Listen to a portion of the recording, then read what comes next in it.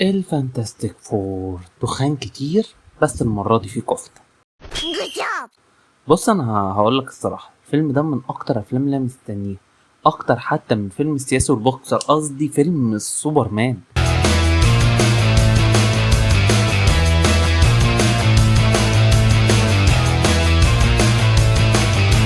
ده بقى قصة تانية لوقت تاني، اعمل اشتراك بس وهقولك عليها لما يجي وقتها.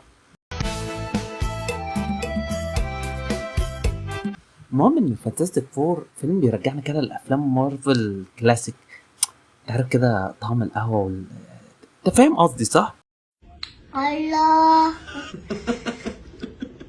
الله. وخصوصا المرحلة الأولى، احنا هنا هناخد أول خطوات الفانتاستيك فور، لكن الفيلم مش بيرجع بقى يورينا هما ازاي بقوا الفانتاستيك فور ولا حصلوا على القوة ازاي. لا لا لا لا لا، الفيلم بيقول لك هم عندهم الباور بتاعهم وفي كمان خطر، احنا هنا مش بنضيع الوقت. المشكلة ان ده كمان سلاح بحدين. انت بتخليني، يعني بتخليني دلوقتي لو معايا خنجرين اجيبهم كده وارشق واحده في قلبي وواحده